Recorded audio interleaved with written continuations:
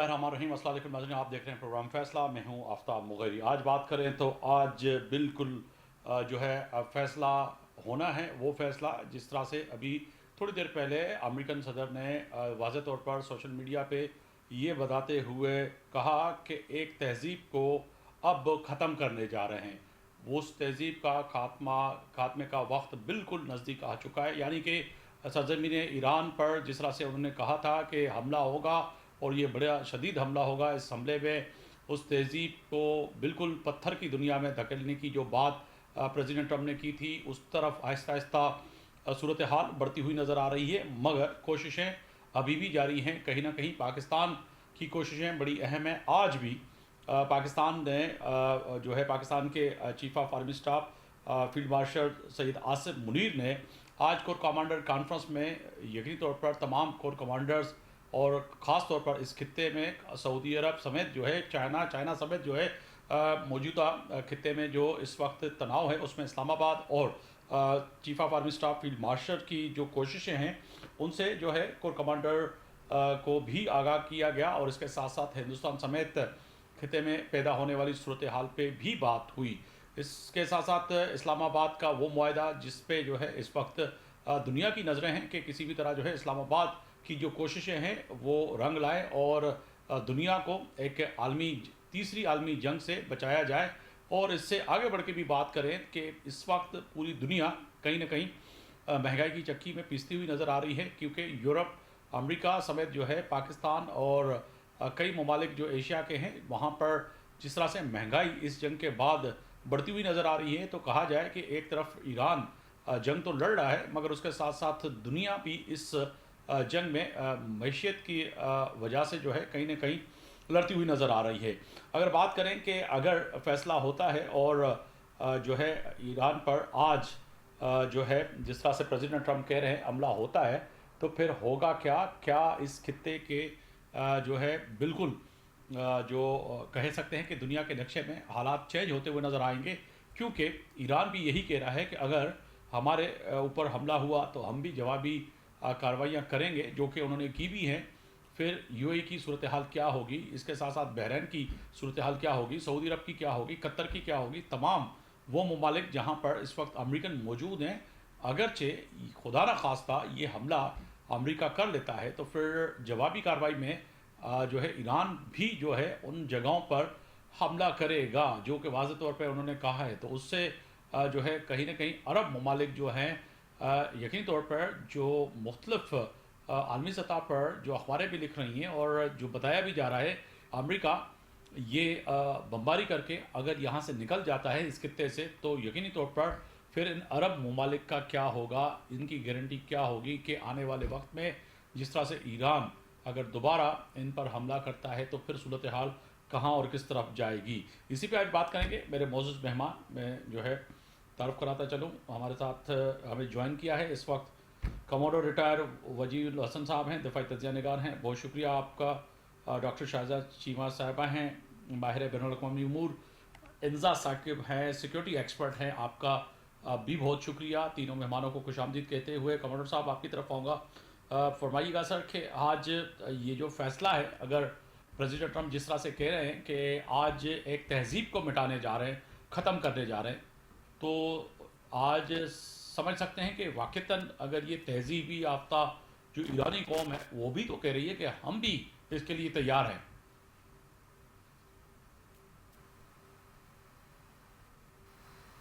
जी, मेरी आवाज़ आ रही है कमोडोर साहब? जी आ मेरी रही है। आवाज़ आ रही है जी? बात साहब, अस्सलाम वालेकुम।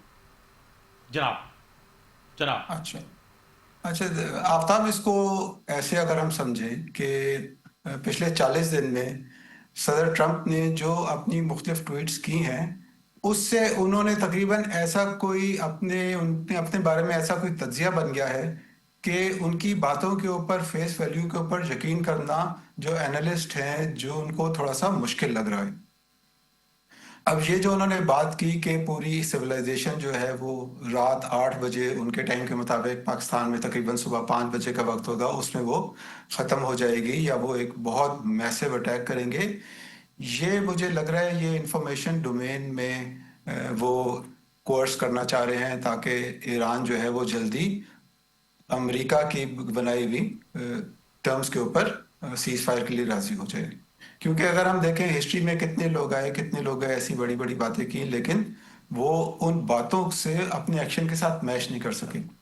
एक तो ये तरफ है। दूसरा अंदाजा ये हो सकता है कि वो वाकई कोई ऐसा जबरदस्त एक्शन प्लान लेकर आ रहे हो जिसमें उन्होंने बहुत मैसिव अटैक करना हो, क्योंकि आज इसराइल ने उनके ऊपर रोड कम्युनिकेशन के ऊपर अटैक किया। जवाब में ईरान ने भी कम्युनिकेशन के ऊपर अटैक किया। स्ट्रेट ऑफ हॉर्मज़ एक शिप के ऊपर को नुकसान पहुंचा। थोराया कम्युनिकेशन के ऊपर एक उन्होंने अटैक किया। जी। तो एक बात से समझ में आ रही है कि कम्युनिकेशन का ब्रेकडाउन या कम्युनिकेशन के ऊपर अटैक किया जा रहा है ताकि आगे का काम, जो जंग जो बढ़ रही है, वो किसी अपने अंजाम तक जल्द से जल्द पहुंची जा सके।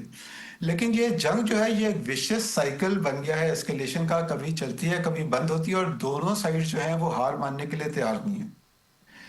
इसराइल की तरफ से जो अंदाजे हैं वो तो क्लियर है कि वो तो मुकम्मल खात्मा चाहता है ईरान का। ईरान का भी जो थॉट प्रोसेस है वो थोड़ा सा उनकी बातों से क्लियर नजर आता है, जिसमें वो ये कह रहे हैं कि जी हमें जो जो अटैक करेगा हम उसको उसी कॉइन में उसको रिटर्न करेंगे। लेकिन एक इसमें जो इफेक्ट आया है वो ये कि कल जो हमारी तरफ से एक इस्लामाबाद अकॉर्ड की बात आगे बढ़ी थी और जी उससे हाँ। एक उम्मीद जाहिर हुई थी कि हालात जो है वो आज नहीं तो कल, कल नहीं तो परसों एक नॉर्मलसी की तरफ आ जाएंगे। उसमें थोड़ा सा एक डेंट पहुंचे उसको। अच्छा, इससे एक दोनों साइड्स की जो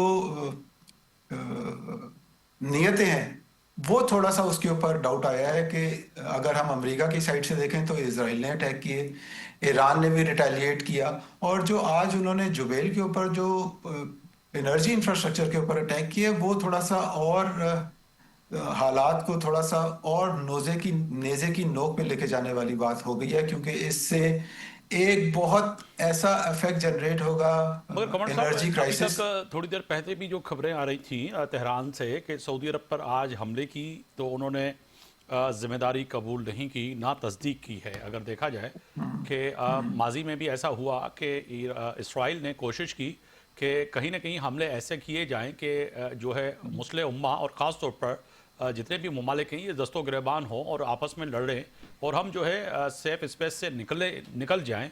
तो ऐसा भी हो सकता है कि आज वाला हमला, अभी तक जो मेरे पास इत्तलात हैं, शायद उस पर अपडेट आई हो, मगर थोड़ी देर पहले तक जो खबरें आ रही थी कि वो माजरत के साथ ईरान ने तस्लीम नहीं किया उसको। अच्छा आफ्ताब, ये देखें कि जंग में डिसेप्शन जो है वो की टू दी वॉरफेयर है। डिसेप्शन का मतलब धोखाधड़ी, जी। और इंफॉर्मेशन डोमेन के जरिए लोगों के की परसेप्शंस को माइल किया जाता है। अब इफेक्ट जो है वो सऊदी अरब की तरफ से उन्होंने बड़ी जिम्मेदारी का सबूत देते हुए इसके ऊपर कोई फर्दर रिटालिएशन नहीं की, कोई इसके ऊपर अपना रिस्पांस, बिल्कुल। इमीडिएट रिएक्शन नहीं किया, अपना बिल्कुल कंसिडरेट रिस्पांस करेंगे। इसमें जो पाकिस्तान के एक अभी मैं खबरें देख रहा था, तो हमारे प्राइम मिनिस्टर साहब ने और पाकिस्तान ने भी अप्रोच किया है सऊदी अरब को, उनको भी काम डाउन कर रहे हैं, लोगों से बातचीत करें, मेडिएट बिल्कुल। कर रहे हैं। लेकिन इस कंफ्यूजन या फॉग ऑफ वॉर, जो जंगी धुंध जिसको कहा जाता है, उसमें गलत फैसले हो सकते हैं। और वो गलत फैसले अब हम ऐसे नहज पे पहुंच चुके हैं कि कोई गलत फैसला जो है एक बहुत खतरनाक बिल्कुल, सूरत इसीलिए हाल की तरफ लेके इसीलिए जा सकता शाफाती है। की जिम्मेदारी भी हमारे ऊपर ये आयद होती है, कम से कम पाकिस्तान के लोगों को वो खबर दें जिसकी तस्दीक शुदा हो, और ऐसा ना हो कि खबर दे दें कि जी हाँ ईरान ने सऊदी अरब पर हमला कर दिया, मगर मेरे इतला के मुताबिक जो मेरे सोर्सेज हैं हमारे, वो नहीं करें। इरसा साकिब साहबा हैं हमारे साथ, सिक्योरिटी एक्सपर्ट हैं। बहुत शुक्रिया आपके वक्त देने का। फरमाइएगा कि इस वक्त जो सूरत हाल है इस खित्ते में, और ख़ास तौर पर जो प्रेसिडेंट ट्रंप का थोड़ी देर पहले सोशल मीडिया पे जो बयानिया है, जो ट्वीट है, उसको अगर उठा के देखें, वो कह रहे हैं कि ये तहजीब याफ्ता जो कौम है उसको पत्थर की तहजीब में तब्दील करने जा रहे हैं, फ़ैसला हो चुका है। तो कहा जाए कि अब प्रेसिडेंट ट्रंप की किस बात पे एतबार करें। एक तरफ तो वो कहते हैं कि जी बातचीत हो रही है, शायद ब्रेक थ्रू हो जाए, अच्छे दोस्त बीच में हैं, कल भी वो फरमा रहे थे, और आज सूरत हाल ऐसी है कि उनकी हर बात पे मैं कहता हूँ कि जैसे नहीं कहते कि कुर्बान जाऊँ, कि किस बात पे हम जो है एतबार करें। देखें इस चीज को तो पहले हमें देखना पड़ेगा कि कह कौन रहा है। प्रेसिडेंट डोनाल्ड ट्रंप वो शख्सियत है मेरी नज़र में जो कल को ये भी कह सकते हैं कि हमने मरीख या मुश्तरी जो है फतह कर लिया और वहाँ अल्हम्दुलिल्लाह लिंकन पार्क हो गया और F-35 चले गए। तो ये इस चीज़ को ना पूरी दुनिया भी अब आई थिंक सीरियसली नहीं लेती। कल रात की धमकी ट्रम्प की तरफ से अपनी सबसे सख्त धमकी थी, जिसमें उसने बार बार यही बात की कि और अगर ईरान ने स्ट्रेट ऑफ हॉर्मुज़ बंद रखा तो हर पुल और मतलब एनर्जी सेक्टर जो है वो तबाह कर दिया जाएगा। और जिसके हमने रिस्पॉन्स में ये भी देखा कि इजराइल से सऊदी अरेबिया और बहरीन पर बैलिस्टिक मिसाइल्स का जो रिस्पॉन्स है वो किस तरह से होगा। लेकिन यहाँ पे ये चीज़ रियलाइज़ करनी पड़ेगी कि ट्रम्प की जो धमकियां हैं ना, उसके साथ साथ ये एक typical carrot and stick approach है जो पहले भी अमेरिका की रही है in the past as well, कि एक दफा मिलिट्री प्रेशर एक साइड पे एक्सर्ट करते रहें और दूसरी साइड पर आप डिप्लोमेटिक चैनल्स को खुले रखें, बैक चैनल डिप्लोमेसी को खुला रखें, पाकिस्तान जैसे न्यूट्रल और स्ट्रेटेजिक पार्टनर्स को इन्वॉल्व करके पीस डील ब्रोकर करवाने की कोशिश करें अपने मफाद के लिए। सो डेफिनेटली जहाँ तक फैक्ट्स की बात करें, उसमें एक इम्पॉर्टेंट फैक्ट ये भी है कि जो प्रेसिडेंट ट्रम्प का अभी नेक्स्ट प्रेसिडेंशियल इलेक्शन आने वाला है यूएस के लिए, वो सितंबर 2028 में, लेकिन मिड टर्म इलेक्शन अभी अनकरीब है। ऑलरेडी हम देख रहे हैं कि पोल्स के अंदर 6% अमेरिकन ऐसे हैं जो कि सिर्फ 6% जो कि अग्री करते थे कि अमेरिका को इस जंग में शमूलियत करनी चाहिए थी। दूसरा ये कि ट्रम्प की जो इलेक्शन कैंपेन या जो उनकी पॉलिटिकल पॉपुलैरिटी है वो ऑलरेडी 25 से 30% गिर चुकी है, ये उनकी रिपोर्ट्स कह रही हैं। सो इस सूरत हाल के अंदर हम ये भी देख रहे हैं कि ट्रम्प इस दफा इस तरह की कोई स्ट्रैटेजी खेल रहे हैं कि जहाँ पे एक कंफ्यूजन क्रिएट कर दी जाए। जिस तरह आप देखेंगे, अगर मैं इन कंपैरिजन ईरान का बयानिया भी देखूं तो ऑब्वियसली बतौर मुसलमान उनकी गैरत को दाद देनी पड़ेगी, लेकिन अगर हम इसको स्ट्रिक्टली इंटरनेशनल अफेयर्स और सिक्योरिटी एंड डिफेंस के लेंस से देखते हैं तो इनका ये एसिमेट्रिक वॉर के अंदर बिल्कुल टाई अप करता है 5th generation modern hybrid warfare के साथ, कि जहाँ पे एक तो जहाँ से साइबर स्पेस है, इंफॉर्मेशन वॉरफेयर है, वहाँ पे पूरी टैकल करें दोनों ही अपने। जैसे ईरान ने भी 5 पॉइंट एजेंडा जो पाकिस्तान ने सामने रखा था उसको किस तरह से काउंटर किया है। कुछ ऐसी भी पहले भी रिपोर्ट्स आई थी ईरान के अंदर से जहाँ मैं ये कहूँ कि वो भी शेयर दे रहे हैं कि आ जाएं, अगर आप कहते हैं ऑन ग्राउंड फोर्सेस तो जी ले आए, हम महीनों तक तैयार हैं। फिर वो भी इस तरह की रिपोर्ट्स आ रही हैं ईरान के अंदर से भी कि जहाँ पे दीगर तैयारे भी गिराए जा रहे हैं, उसके अंदर मल्टीपल ये भी बातें की जा रही हैं कि हम जी सालों साल जंग लड़ सकते हैं। तो देखिए ये वॉर की जहाँ तक बात होती है, मुझे यहाँ पे फिलहाल नजर आ रहा है कि ये एक वॉर विदाउट विक्ट्री का मॉडल बनता जा रहा है ये जो कॉन्फ्लिक्ट है, और इसको एट बेस्ट हम अभी एक मैनेज्ड कॉन्फ्लिक्ट की तरह देख मगर अभी तक आपने वजह सही कहा, दुरुस्त फरमाया कि ये विक्ट्री के बगैर ही वॉर जो है हर कहीं ना कहीं पे यही समझ में आ रहा है कि प्रेसिडेंट ट्रम्प बारहा कह चुके हैं कि हमारे हदाफ जो थे जो हमने हासिल कर लिए तमाम चीज़ें, रिजीम चेंज ग्राउंड पे आ गया, और इसके साथ साथ न्यूक्लियर जो है वो चीज़ें जो हैं उनका भी वो दावा करते रहे। इसके साथ साथ अगर कहा जाए कि बहुत से दावे जो हैं प्रेसिडेंट ट्रम्प तो अपने आप को पहले दिन ही उन्होंने डिक्लेयर कर दिया कि विक्ट्री में कि हमारी जीत हो चुकी है। तो कहा जाए कि कहीं ना कहीं ऐसा है। डॉक्टर शाजिया चीमा साहिबा भी हमारे साथ हैं, बहुत शुक्रिया डॉक्टर साहिबा। फरमाइएगा कि इस वक्त अगर बात करें सफारती लेवल पे कि कहीं ना कहीं पाकिस्तान की जो कोशिशें हैं क्या रंग लाएंगी कि आज यकीनी तौर पर जो प्रेसिडेंट ट्रम्प फरमा रहे हैं, अमेरिका कह रहा है कि चंद ही घंटे बचे हैं और चंद घंटे के बाद जो तहजीबी याफ्ता कौम है, जो मुल्क है, उसको पत्थर में धकेलने की जो वो बात कर रहे हैं, ऐसा होगा अल्लाह ना करे, क्योंकि प्रेसिडेंट ट्रम्प कह रहे हैं और वो कुछ कहते भी हैं और हो भी जाता है, कहते भी हैं नहीं भी होता, कुछ कह नहीं सकते। तो कहीं ना कहीं पाकिस्तान और इस्लामाबाद की जो कोशिश है उसको कैसे देख रही हैं आप? देखिए, पाकिस्तान बहुत स्लिपरी स्लोप पे है, बहुत टाइट रोप पे है, पाकिस्तान बहुत मुश्किल में है और ये मानने में जो है वो कोई हर्ज नहीं है। हम मीडिएशन करना चाह रहे हैं, हम फैसिलिटेशन करना चाह रहे हैं, लेकिन जो पार्टीज हैं हम उनकी वॉर को हमने बारहा आपके प्रोग्राम में भी डिस्कस किया है कि उसकी वॉर तो हम प्लान नहीं कर रहे, जी तो ना ही वो हमारे जो हैं वो सबॉर्डिनेट हैं कि हमारे कहने पे वो रुकेंगे या हमारे कहने पे उन्होंने जंग स्टार्ट की होगी। मैं तो पहले दिन से ही अर्ज कर रही हूँ कि हमारे मीडिएशन के रोल को भी ओवर एम्पलीफाई करने की जरूरत नहीं है। मैं फोरसी कर रही थी, बहुत मेरे साथ सीनियर लोग बैठे होते हैं, उम्र और तजर्बे में भी बड़े होते हैं, सीनियर ब्यूरोक्रेट होते हैं, आर्मी पर्सनल होते हैं। मैं यही अर्ज कर रही होती हूँ कि इसको ओवर एम्पलीफाई मत करें, इसको ओवर प्ले मत करें।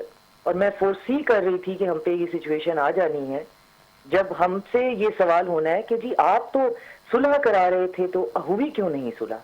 तो एक तो ये कि सुलह का प्रोसेस बहुत टीडियस है, बहुत लॉन्गिट्यूडनल है, ये इस तरह दिनों में होने वाला नहीं है। जो जिस बुनियादों पर हम मीडिएशन करना चाह रहे हैं, एक सिक्योरिटी आर्किटेक्ट की बात हो रही है, तो उसमें हमारी सिचुएशन आज खास तौर पे ये जो ट्रंप की हर 3 घंटे के बाद एक जो वॉर क्रिमिनल की धमकी आ जाती है, जो कि सीधे सीधे अगर कोई दुनिया में फेयर और जस्ट सिस्टम होता तो वॉर क्राइम्स हैं।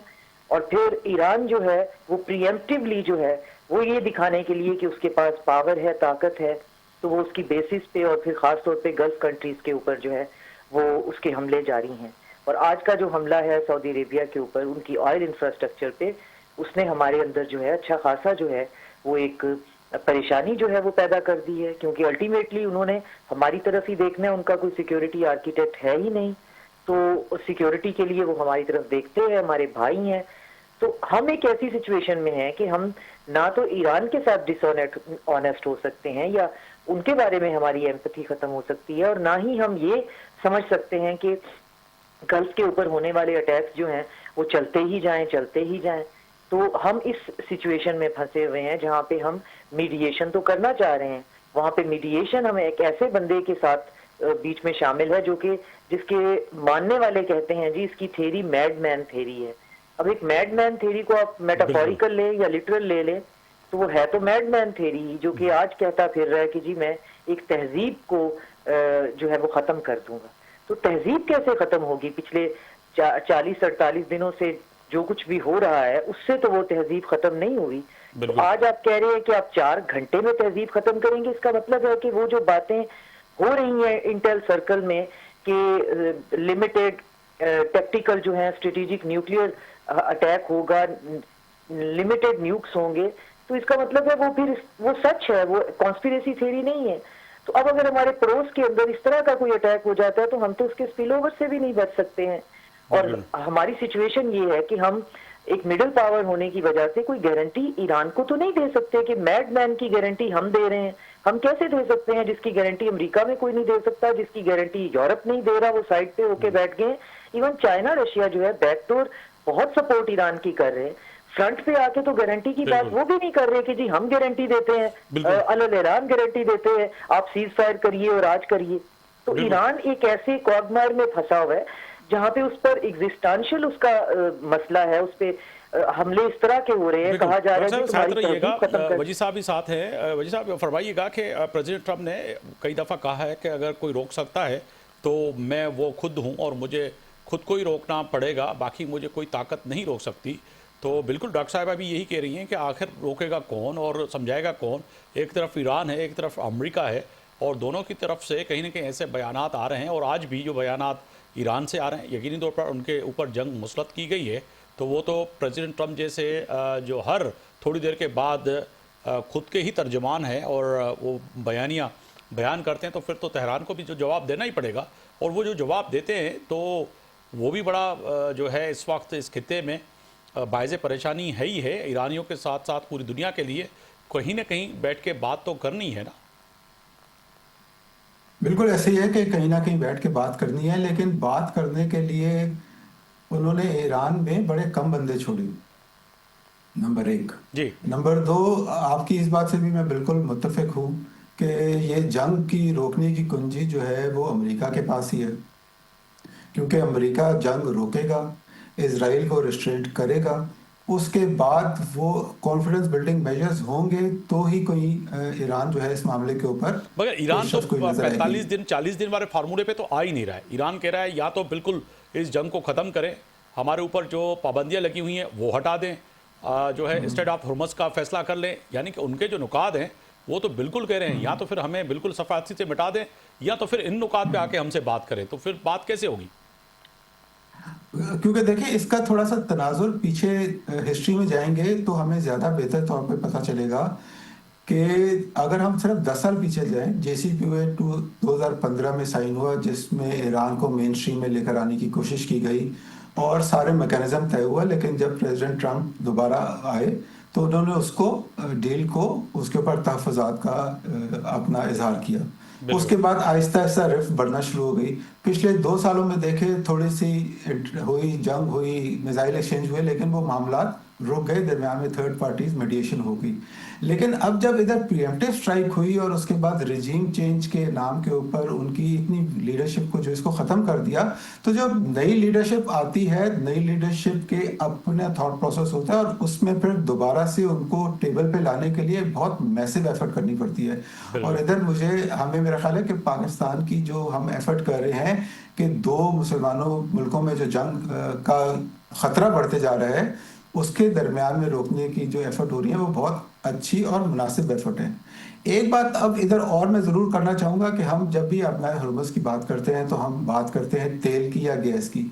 एक और इसमें इशू जो है वो हीलियम गैस का भी है। दुनिया की तकरीबन 35 से 36% जो हीलियम गैस है वो कतर के फील्ड से निकल के जाती है और उसका 2 मेजर इस्तेमाल होते हैं मेडिकल इंडस्ट्री में और उसके बाद दूसरा उसका इस्तेमाल होता है AI इंडस्ट्री में या कंप्यूटर की सुपर कंप्यूटर की जो चिप होते हैं वो बनने में। बिल्कुल।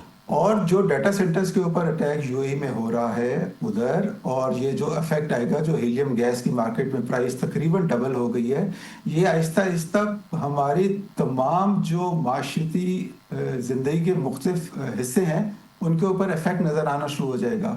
आज की तारीख में यूरोप में इटली ने आई थिंक जेट फ्यूल की वजह से अपनी फ्लाइट्स के ऊपर कोई सोचना शुरू कर दिया। तो कुल मिला के ये जंग अमेरिका ने और इजराइल ने प्रीएम्प्टिवली स्टार्ट की थी और इसको रोकना एकदम से ये रोक सकती है अगर वो ये फैसला कर लें कि आगे इसको कैसे लेके चलना है। क्योंकि ईरान जो है वो अब अपने बका की जंग लड़ रहा है। इसमें एक और बात समझने की ज़रूरत है कि अमेरिका ने तकरीबन पिछले 50 साल में जो जंगें लड़ी वो सारी जंगें मोर और लेस काउंटर इंसर्जेंसी में शिफ्ट हो गई थी। ये परहैप्स एक one of a kind incident हुआ है जिसमें जो अटैक है उसका वापस जवाब मिलते जा रहे हैं और 40 दिन से ज्यादा अरसा हो गया जवाब मिलते जा रहे हैं। अब आफ्ताब एक चीज और के 40 दिन जब गुजर जाते हैं किसी जंग में, किसी कॉम्बैट में, तो इमोशनल स्ट्रेस और कॉम्बैट स्ट्रेस नजर आना शुरू हो जाते हैं, जो कि नजर आ रहा है।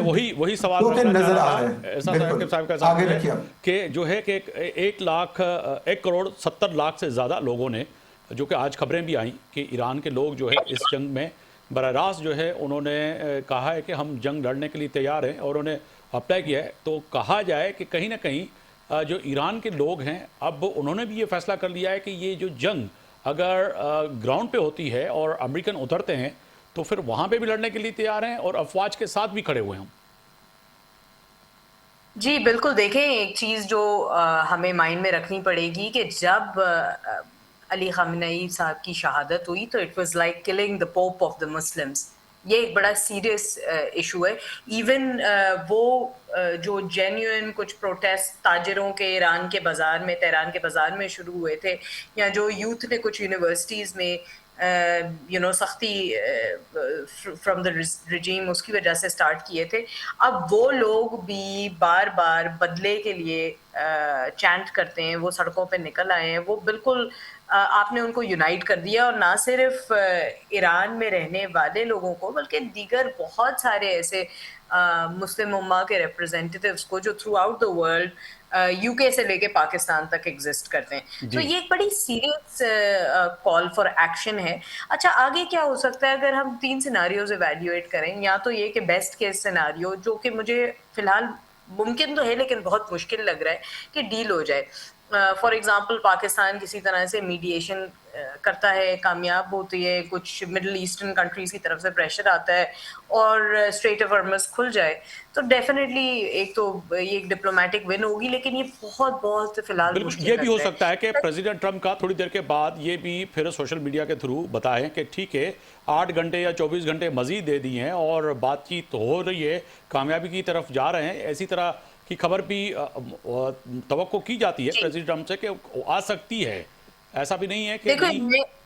बिल्कुल, बिल्कुल, ऐसा ही है, लेकिन मैं एक और चीज़ एंटिसिपेट कर रही हूँ, जो मुझे लग रहा है कि जंग मज़ीद किस तरह से फैलेगी। देखिए, हर्क आइलैंड की बात की है, कब्ज़ा करने की कोशिश की जाए और हूतीज़ बाब अल मंदब बंद कर दें। बंद कर तो दें, बिल्कुल। डेफ़िनेटली ग्लोबल एनर्जी मार्केट में मेहम मचेगा और पाकिस्तान दूसरी तरफ सऊदी अरेबिया की मदद करने के लिए, अभी हम ऑलरेडी देख चुके हैं कि कोर कमांडर कॉन्फ्रेंस जब हुई है, तो उसमें field marshal general Asim Munir ने भी इस चीज़ को तस्लीम किया है कि ईरान की तरफ से भी चीज़ें अनरीजनेबल हो रही हैं। और ऑब्वियसली उसमें इन द फॉर्म ऑफ कि आप अगर अटैक्स होते हैं कहीं भी मिडल ईस्ट के ऊपर, इवन मिसाइल वॉरफेयर चलता है सऊदी अरेबिया के अंदर, देखिए इस चीज़ को नहीं भूलना चाहिए कि हमारी उनके साथ भी एक मिलिट्री कोऑपरेशन एग्रीमेंट साइंड है, जिसकी वजह से हमें सऊदी अरेबिया की मदद करने के लिए जो मौजूदा एग्रीमेंट्स हैं जी। वहाँ पर एक पाकिस्तान का भी रोल है। तो definitely again war on the rocks वाला सिनेरियो मुझे नजर आता है। मुझे दूसरी ब्रेक का कहा जा रहा है, मगर वापस आऊँगा। डॉक्टर शाजिया चीमा साहिबा, बड़ा अहम सवाल है, आपके लिए छोड़ रहा हूँ कि वापस आऊँगा तो ये भी सवाल है, बाबुल मंदब की अगर बात की जा रही है कि अगर वो बंद करते हैं, हौतीस अगर भी उधर आते हैं, तो फिर यकीनी तौर पर अगर स्ट्रेट ऑफ हॉर्मज़ और ये दोनों रास्ते बंद होते हैं, तो फिर जिस तरह से बात हो रही है कि दुनिया पे क्या असरात पड़ेंगे, वापस आएंगे तो इसी पे बात करेंगे।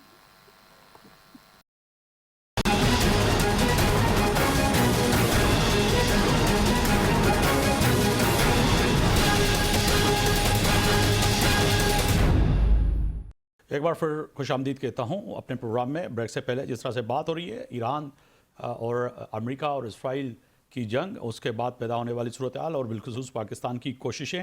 डॉक्टर साहिबा, बड़ा अहम सवाल आपके लिए छोड़ा था। आप समझती हैं कि कहीं ना कहीं जो कि इस वक्त जो सूरत हाल है और जो कि देखा जा रहा है कि पाकिस्तान जो कोशिशें कर रहा है, अगर खुदा न खास्ता ये कोशिशें नाकाम होती हैं तो इनके नताइज क्या निकलेंगे? एक तो ये सवाल। दूसरा, जो प्रेसिडेंट ट्रम्प और अमेरिका और बिलखुसूस जो बयानात हैं वो भी बड़े अहम हैं। क्या हो सकता है आपकी नज़र में आज? मैं सुन रही हूँ और जो डॉट डॉट हमारे से कनेक्ट हो पा रहे हैं, जी। अगर ट्रम्प ने जो कहा है वो करने जा रहे हैं, तो ये फिर लिमिटेड टैक्टिकल न्यूक्लियर अटैक होगा 4 घंटे के अंदर, या ग्रेविटी बॉम्ब्स होंगे, बंकर बस्टर, वो तो ऑलरेडी वो इस्तेमाल कर चुके हैं। ये विशफुल थिंकिंग भी मेरी हो सकती है कि वही हो, और फिर इसमें ये चांसेस भी बहुत ज्यादा है कि वो इस बयान से फिर जाएं, क्योंकि भले ही इनके अंदर मेंटेलिटी हो, ये कितने ही पागल हों, न्यूक्लियर अटैक करना नहीं दिमाग मानता कि ऐसा होगा, लेकिन उनकी धमकी को आप जितनी दफा पास करें तो उसमें आपको इस चीज की स्मेल जरूर आती है कि वो किसी ऐसी चीज की तरफ जरूर जा रहे हैं अपनी डेस्परेशन में, क्योंकि 1 महीने से ज्यादा टाइम गुजरने के बाद उनके टारगेट अचीव नहीं हो रहे, बल्कि ईरान जो है वो बहुत ही मजबूत बन के जो है वो उभर रहा है। और उस सूरत हाल में जो खिते की सूरत हाल है वो बहुत खराब है, और पाकिस्तान जो है डिप्लोमेटिकली बहुत बेहतरीन तरीके से नेविगेट तो कर रहा है, लेकिन बहरहाल सूरत हाल जो है हमारे लिए भी तशवीशनाक है, क्योंकि एक तरफ ईरान है और दूसरी तरफ हमारे गल्फ के कंट्रीज हैं, जो कि दोनों तरफ जो है हमारी ताल्लुकदारियां, हमारे डिप्लोमेटिक रिलेशन बहुत ऑनेस्ट हैं, बहुत पुराने हैं और बहुत अच्छे हैं। तो इस सूरत हाल में हम अगर बीच में मीडिएशन की बात कर रहे हैं, तो यकीनन ईरान इस वक्त जो है, मैंने जैसे पहले अर्ज किया, वो फिर कोई गारंटी की बात करेगा, और बहुत लॉजिकल है, क्योंकि अगर एक मुल्क के ऊपर ये सूरत हाल है कि आपकी तहजीब जो है, आपकी नस्लें आज की रात को मिटा दी जाएंगी या कल की रात को या परसों की रात को, तो धमकी तो बहरहाल मौजूद है।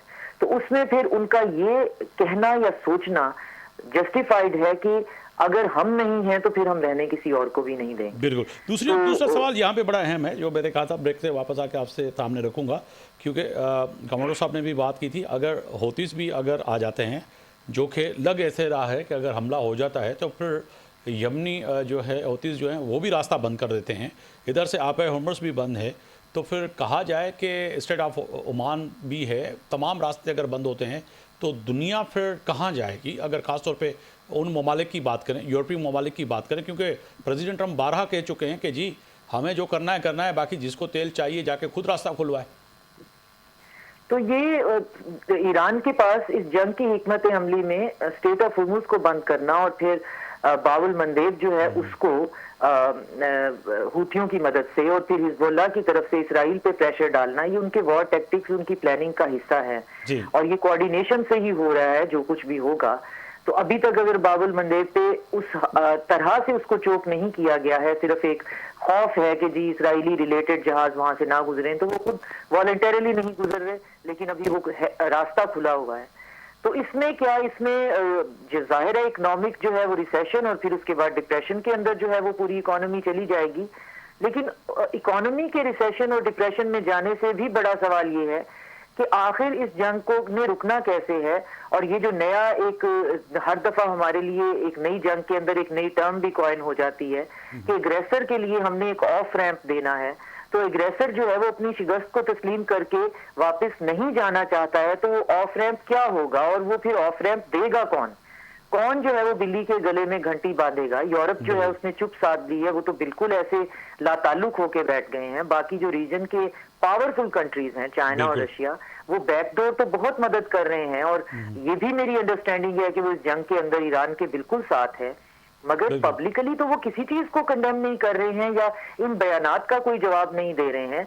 और फिर ईरान का कहना है उसके पास सरप्राइजेस भी बहुत हैं। बिल्कुल, वो सरप्राइजेस की बात कर रहे थे। वजी साहब आपकी जाने पाऊंगा, जो डॉक्टर साहब कह रहे हैं सरप्राइज, और वैसे भी बारहा वो कह चुके हैं कि हमारे पास तो अभी जो मिसाइल की लहर अभी मौजूद है, मिसाइल मौजूद है, अब तो उनको हमने इस्तेमाल करना है। आप समझते हैं कि अगरचे अल्लाह ना करे, जो डॉक्टर साहबा कह रही थी कि कहीं ना कहीं अगर लिमिटेड न्यूक्लियर हमला होता है तो उसके असरात तो यकीनन इस खत्ते पे पड़ेंगे, ऐसा हो सकता है। और अगर जो ताकत अभी जो कि ईरान दावा कर रहा है वो है, अच्छा देखें, ईरान की जो जितने भी अंदाजे लगाए जा रहे हैं उससे एक बात बड़ी क्लियर समझ में आ रही है कि लास्ट टाइम जब डायरेक्ट इंटरेक्शन हुई थी तो तकरीबन 1.25 साल से ज़्यादा का अरसा चला था 1979 में, जब वो होस्टेजेस वाला इशू हुआ था और वो अल्टीमेटली फिर जिमी कार्टर का एंड साबित हुआ था, जो उस वक्त के यूएस प्रेसिडेंट थे। और उसके बाद उन्होंने लगातार अपनी एफर्ट करके मेंटेन करके 40 दिन तक वो कंटिन्यूस अमेरिका को तुर्की बतुर्की जवाब दे रहे हैं और इसराइल को भी। अच्छा, अब आपने ये जो दूसरी बात की, देखिए जब अमेरिका के पास अकेले के पास ये बड़ी जौहरी ताकत थी तो उन्होंने बिला झिझक उसको इस्तेमाल किया जापान के ऊपर, एक दफा नहीं 2 दफा इस्तेमाल किया।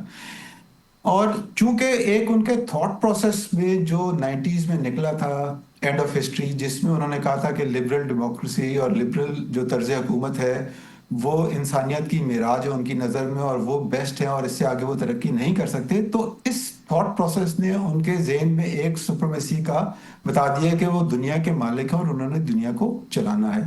ठीक है। इसी तरह एक क्लैश ऑफ सिविलाइजेशन का जब निकली बात, जिसमें उन्होंने कहा कि जी अब दुनिया की जंगें जो हैं वो आइडियोलॉजी की बेस के ऊपर होंगी, और अब ये जो बातें सिविलाइजेशन वाली चीजें आ रही हैं तो इसको डॉट अगर कनेक्ट करें तो एक बात उस तरफ जाते हुए नजर आती है जिधर वो कह रहे हैं कि जी हम सिविलाइजेशन को स्टोन एज में लेके जाएंगे। तो ईरानियों ने जवाब दिया कि जी जब आप स्टोन एज में थे तो उस वक्त हम ह्यूमन राइट्स के डायरेक्टिव्स लिख रहे थे। ये तो खैर सोशल मीडिया की जितनी भी बातें हैं वो हो सकती हैं, लेकिन एक इम्पॉर्टेंट बात यह है कि मुझे ऐसे लगता है, मेरा ये अंदाजा है कि जो हम अरसे से सुनते चले आ रहे थे पिछले 10 साल से कि वर्ल्ड ऑर्डर जो है वो यूनिपोलैरिटी से मल्टीपोलैरिटी की तरफ शिफ्ट हो रहा है, ये वाला जो इवेंट है ये मेरा ख्याल है जो पुराना वर्ल्ड ऑर्डर था वो एक अपने मंतकी अंजाम तक तकरीबन पहुंच चुका है इससे।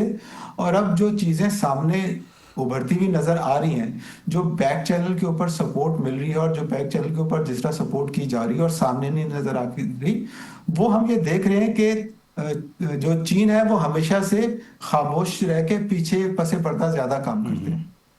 तो इस वजह से एक तनाजुर से देखें तो लगता है कि ये जंग ऐसे ही विशेष साइकिल चलता रहेगा और इसका एंड जो है वो सिर्फ उसी सूरत में मुमकिन है जब कोई एक साइड। आपकी बात से ये समझें कि आपका जो नुक्ता नज़र है, जो तजिया है, वो ये जंग जो है तवील अरसे तक चलती रहेगी और जो है आज जो प्रेसिडेंट ट्रंप ने कहा है उस बात से वो मुकरने भी कोई आर नहीं है, वो तो मुकर भी सकते हैं और उसको टाइम भी बढ़ा सकते हैं। और अगरचे ये भी तवक्को की जा सकती है कि प्रेसिडेंट ट्रंप ने जैसे कहा कि मुझे कोई रोक सकता है वो मैं खुद हुई हूँ, अगर वो कहें कि हाँ जी बस ठीक है, मगर कैसे सर एक सुपर पावर जो अपने आप को कहला रहा है और दावा भी कर रहा है पूरी दुनिया में, वो इतनी आसानी से निकल जाएगा और कहेगा कि जी ठीक है, प्रेसिडेंट के लिए तो सही है, मगर जो अमेरिकन के लिए है कि ये आने वाली तारीख में नहीं होगा कि अहदाफ जो थे, जो कि वो दावा कर रहे हैं हमने पूरे भी किए, नहीं भी हुए। जी। अच्छा, इसको अगर हम एक लंबे तनाज़ुर में देखें तो अमेरिका पावर सिर्फ मिलिट्री पावर नहीं है, वो एक इंफॉर्मेशन पावर भी है। जी। जब वो इंफॉर्मेशन पावर है तो उसको सबसे बड़ा फायदा ये है कि वो नैरेटिव जो है वो अपनी मर्जी से मोल्ड कर सकता है, वो अपनी मर्जी से तमाम दुनिया को अपना नैरेटिव यकीन में तब्दील कर देता है। अगर हम पिछले दोबारा 50 साल में देखें तो वियतनाम वॉर देख लें, वियतनाम वॉर, कोरियन वॉर जो इधर अभी डीएमजी अभी भी सेसेशन हुई भी है, आप इराक वॉर देख लें, उसके बाद अफगानिस्तान में देख लें, तो इन तमाम जंगों में एक चीज़ कॉमन थी, वो थी कि इसमें यूएस लीड एक्टर था जिसने जंग स्टार्ट किया, जिसने जंग लड़ते रहा, लेकिन इसमें यूएस का नाम नहीं आता बिकॉज हम इसको उन इलाकों के हवाले से जानते हैं जिधर ये जंग हुई। इसमें मैं अभी लिबिया का नाम लेना भूल गया और इसमें मैं जो कोसोवो वाली चीज़ थी वो भी इसमें भूल गया। तो बात यह है कि अमेरिका के पास पावर है कि वो नैरेटिव के जरिए माइंड को अफेक्ट कर सकता है और परसेप्शन चेंज कर सकता है। आपकी बात बिल्कुल सही है कि इसकी कुंजी जो है वो अमेरिका के पास है, और अगर प्रेसिडेंट ट्रंप अगले 14 से 15 घंटे बड़े क्रूशल हैं, लेकिन इसमें अगर वो स्टेट्समैनशिप का मुजाहरा करें एक, और दूसरी साइड जो है वो अपना ग्राउंड को थोड़ा सा फ्लेक्सिबिलिटी दिखाए, जो कि उनके लिए बड़ा मुश्किल है और इनके लिए भी स्टेट्समैनशिप पैक करना मुश्किल है, लेकिन अगर थोड़ी सी भी सैनिटी प्रिवेल करे तो हो सकता है कि ये एकदम से कोई ऐलान हो और मामला बेहतरी की तरफ आ जाए। बिल्कुल, अल्लाह अगर ऐसा होता है, जो कि ग्राउंड पे सूरत हाल जो है हर सेकंड के बाद तब्दील होती हुई नज़र आ रही है, अगर ऐसा होता है तो पाकिस्तान का जो किरदार है उसको तारीख में कैसा देखा जाएगा? देखिए जी, पाकिस्तान का किरदार जो है वो पिछले 50 साल में आप देखें तो जब भी ऐसी सूरत हाल है, पाकिस्तान हमेशा हरावल दस्ते में शामिल था। पाकिस्तान ने हमेशा peace with in peace without की बात की कि हम नेगोशिएशंस के जरिए हल करेंगे। और एक देखें, एक बहुत अहम बात ये मैं इधर करना चाहूंगा कि पाकिस्तान जो है वो एक ऐसा मुल्क है जिसके अंदर ये कैपेबिलिटी है कि वो हर पावर के साथ अच्छे तरीके से बातचीत कर सकता है, क्योंकि हमारे नॉर्थ में चाइनीज सिविलाइजेशन है जो तकरीबन 5000 साल से ज्यादा पुरानी है, इंडियन सिविलाइजेशन है जो कि 5000 साल पुरानी है, पर्शियन सिविलाइजेशन है 5000 साल पुरानी है, हम खुद जो इंडस वैली सिविलाइजेशन है वो तो 7000 साल से भी पुराना की बात होती है। तो हमारे पास ये बहुत अच्छी एक गॉड गिफ्टेड कैपेबिलिटी है कि हम मुख्तलिफ पावर के साथ बातचीत करके उन्हें एक पेज के ऊपर लेकर आ सकते हैं। और इसका अगली मुजाहरा जो है पिछले 5-6 दिन में हो रहा है। यहाँ पे पैदा होता है कि तेहरान और इस्लामाबाद और डीसी के दरमियान जो पाकिस्तान की इस्लामाबाद की जो कोशिश है उससे दिल्ली क्यों घबरा गया है, ये थोड़ा समझाइएगा। देखिए जी, दिल्ली इसलिए घबरा गया, एक वजह तो उसकी ये है कि उन्होंने अपने प्राइम मिनिस्टर मोदी साहब का एक बहुत बड़ा ऑरा क्रिएट करके रखा हुआ था अपने लोगों में। आप देखें जब वो गए थे अमेरिका तो कितना एक पॉप स्टार टाइप वाला उनका इमेज था, विश्व गुरु का उनको वो नाम दे रहे थे, लेकिन अंदर से जो है वो किसी एक साइड के ऊपर अपने आप को गलत चॉइसेस उन्होंने की, गलत फैसले किए, जिसकी वजह से उनकी अब से इतनी नहीं रही जितनी कि वो लग रहा था। इंडो पैसिफिक में वो अमेरिका के पार्टनर थे, लेकिन वो उधर उनका फिजल आउट हो गया। पिछली जंग में बिल्कुल क्लियर वाजे हो गया, जो लास्ट ईयर मई में हमारा एक्शन हुआ उससे बयानो मरसूस, उससे बात बड़ी वाजे हो गई कि वो उनकी बातों में दम नहीं है, वो जंग नहीं लड़ सकते, वो अगर जंग लड़ते हैं तो वो अपने अहदाफ मुकम्मल नहीं कर सकते। और पाकिस्तान ने जंग और अमन दोनों में दुनिया को लीड करके अपनी सलाहियतों का लोहा मनवाया है। तो इसमें समझा जाए कि अगर खुदा ना खास्ता ये दोबारा जो 12 गोदी मीडिया और इंडिया कहता रहा है कि ऑपरेशन सुदूर पार्ट 2 और पार्ट 1, तो ऐसी हरकत होती है तो पाकिस्तान तैयार है?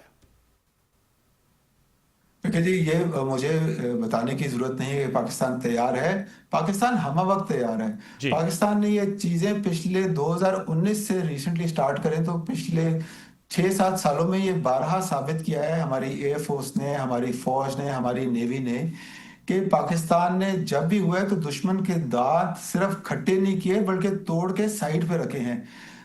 जो उनके लेटेस्ट जहाज गिराना, ये आफताब एक बहुत सोची समझी हिकमत अमली, और जी। ये इस बात का सबूत है कि जमाने अमन में हम जंग की तैयारी मुकम्मल करके रखते हैं, और अगर दुश्मन हमारे ऊपर जंग करने का इरादा करता है तो उसके हम दांत उसके घर में घुस के तोड़ने की पूरी सलाहियत मैं तो ये रखते भी हैं। कहता हूँ कि हम जो है लस्सी, और वैसे गर्मी आ रही है तो सिंध समेत पूरे पंजाब और पाकिस्तान में लस्सी भी तैयार है, पराठे भी तैयार हैं, और अफवाज पाकिस्तान भी तैयार है। खुदा न खास्ता दुश्मन अगर कोई ऐसा फैसला करता है तो फिर जवाब देना भी आता है। बहुत शुक्रिया वजी साहब आपका, कमांडर जो है रिटायर दिफाई तजिया निगार आपका, कि आप हमारे साथ मौजूद थे। डॉक्टर शाजिया चीमा साहब आपका बहुत शुक्रिया।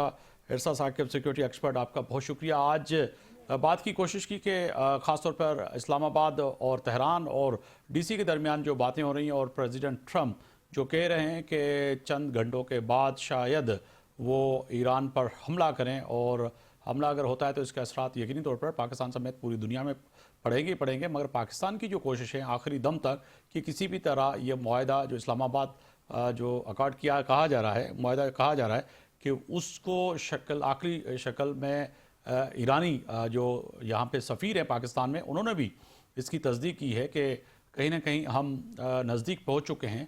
मगर ये फ़ैसला होता है तो यकीनी तौर पर पाकिस्तान के लिए बड़ी कामयाबी होगी कि पाकिस्तान अमन कराने के लिए जो जुस्तजू chief of army staff field marshal Asim Munir साहब ने जो किए हैं, वो अल्लाह करे कि रंग लाएँ कि दुनिया और इस खित्ते में अमन हो। कल तक आफ्ताब मुगरी को इजाज़त दीजिए। अल्लाह हाफ़िज़।